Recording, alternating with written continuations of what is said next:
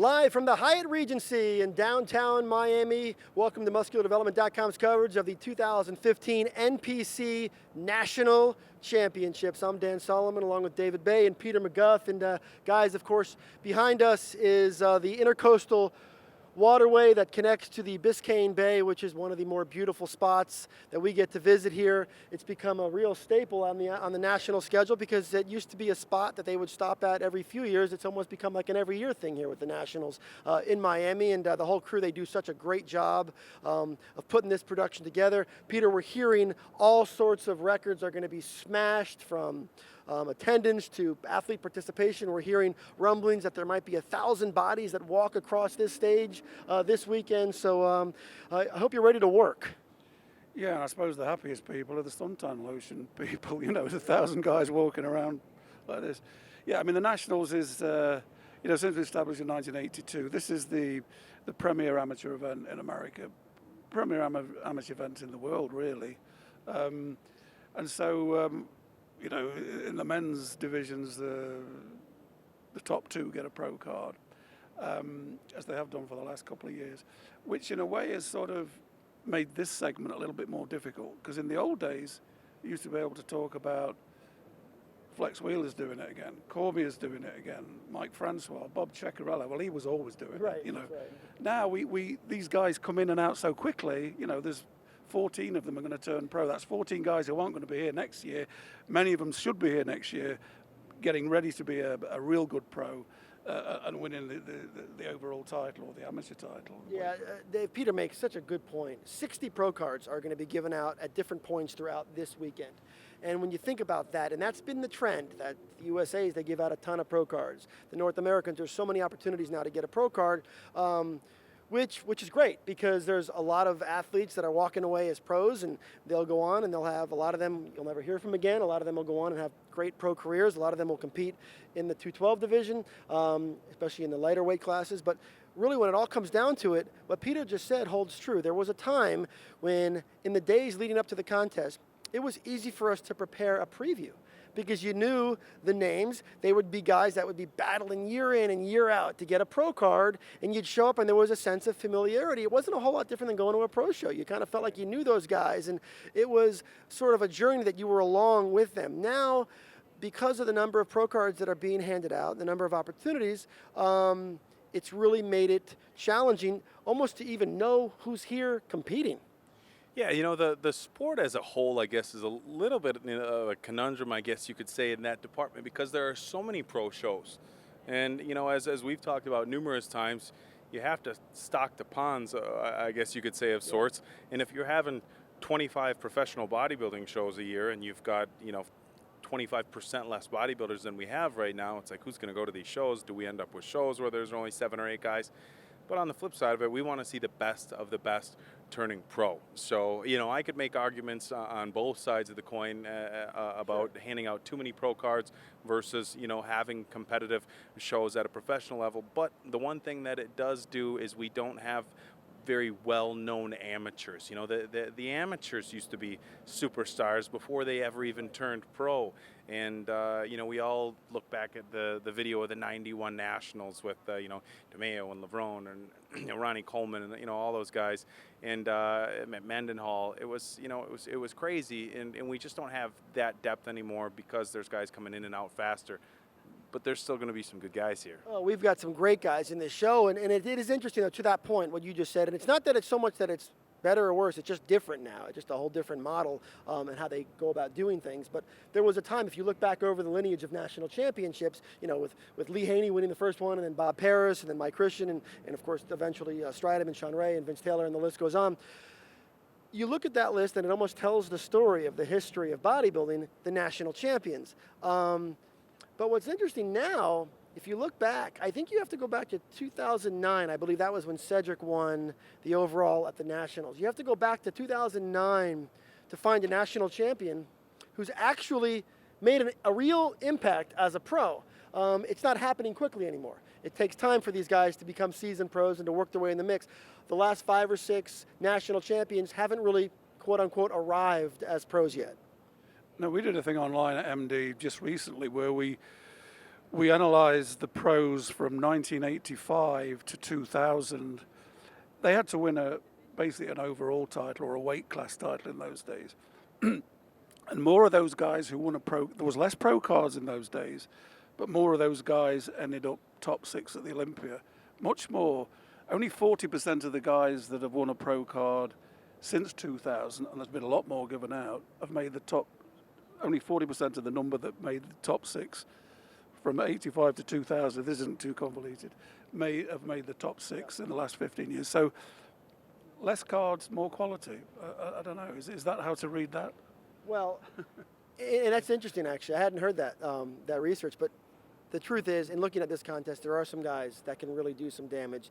And the name that's buzzing around downtown Miami this weekend is a very, very familiar name in bodybuilding circles, Sergio Oliva Jr., of course, the son of the iconic all-time great, is here. And based on the feedback we're hearing is I think he comes into this thing as the favorite. Yeah, the knock on Sergio has been conditioning. He came to the USA's, got second place to Blair Moan, and there were some arguments that he could have beat Blair on structure, but he just wasn't sharp enough. And that's kind of been the talk about Sergio. If he can come in sharp enough, he can win, and I think that's the case here this weekend. I've seen some pictures of Sergio. We've seen him up close. He definitely looks sharper than he's ever been, but will that be enough? That's a question yet to be answered, and there's some other real good super heavyweights. I think if we're going to talk about what the class of the super heavyweight or his class of nationals in 2015 is going to be, super heavyweights is the class that's going to be the most heavily contested. And it's almost like the comeback of the class, right? Because the supers for a while had kind of taken a back seat in quality, but it seems like here in Miami this weekend, granted we haven't seen the guys yet, the supers really have a chance to make a statement. Yeah, I mean, it looks to be, very competitive, maybe the top 3 or 4 there. And as far as Sergio's concerned, I mean, yeah, the knock on him in the USA was he wasn't sharp enough. Excuse me. Now, at the USA's, he says he was 255. He thinks he's going to be about 248 this weekend. And he knows he wasn't sharp, and he knows what he's got to do. And we've seen some photos of him where he's very, very lean. There's no body fat to get rid of. He just has to fill out correctly.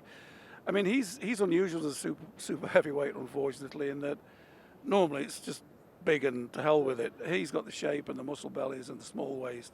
So he's a big man, but he's got the flowing lines as well. Well, I will tell you this, if he is in fact 7 pounds lighter than he was in Las Vegas at the USA's, that could be a winning formula. We only have a few minutes to do this. Dave, give us some other names throughout this class and in some of the others that we should keep an eye on. Well, in the super heavyweights, we have John Ward and Eddie Bracamontes, guys who have established themselves as top 5 guys at a national level. Sure. We also have your 8th place finisher from a few years ago who won the Ronnie Coleman this year, Joseph Mackey. He's looking good. In the heavyweights, Charles Griffin, 3rd place at the USA's this year. He's bringing his A game. Kevin Tomasini, somebody who got 2nd at the North Americans a few years ago, who's been competing as a super heavyweight, a little bit of a shorter guy, working with Chad Nichols. They decided to bring him down to heavyweights. That should be interesting because he's been competing as a super heavyweight his whole career. Light heavyweights, middleweights, bantams, there aren't really a lot of big names in those classes, which on one hand you kind of look at it and say, well, it's the nationals, we should be knowing about some of these guys. On the flip side, it's a really good opportunity for these guys to make a name for themselves.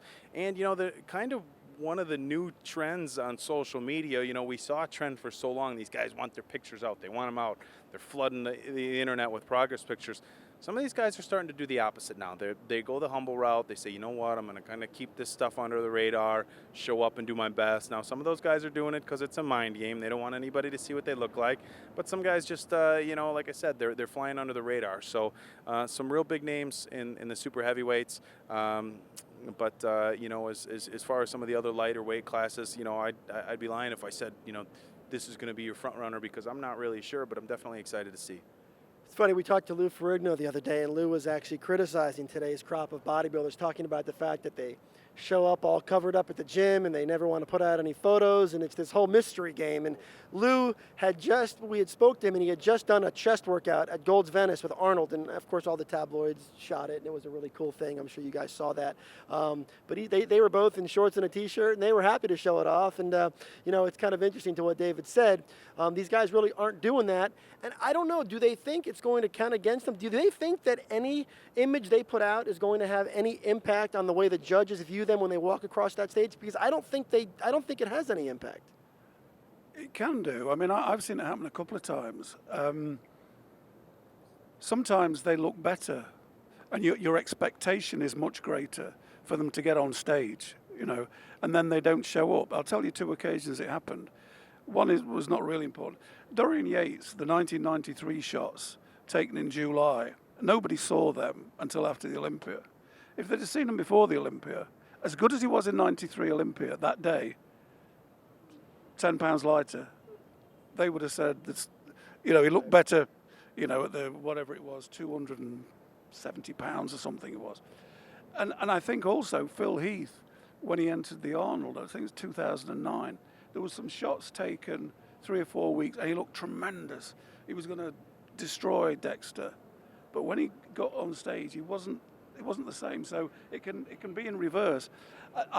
Bodybuilders ask me, I tend to say, don't put anything up. Why blow it? Just concentrate on what you're doing.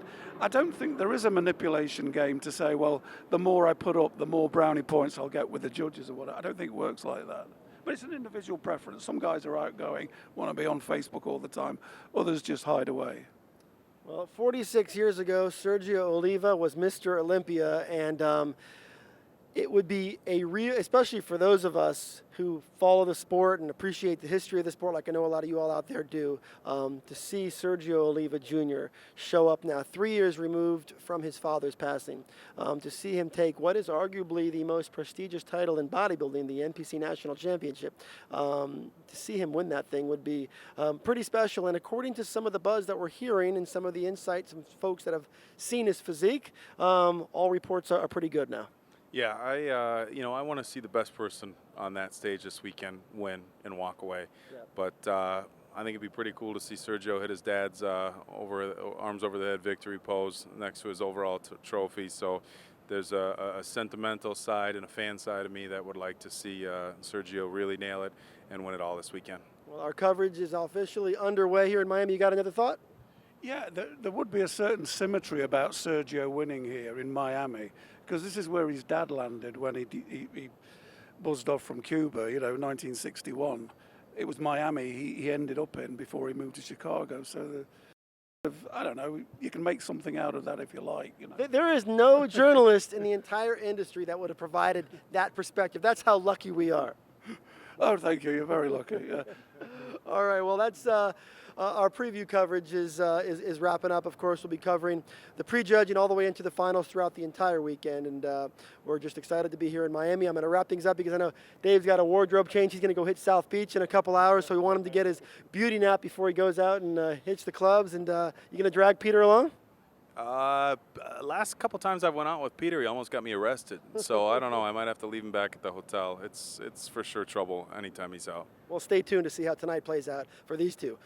I'm going to my hotel room. All right, for Peter McGuff and David Bay, I'm Dan Solomon for MuscularDevelopment.com.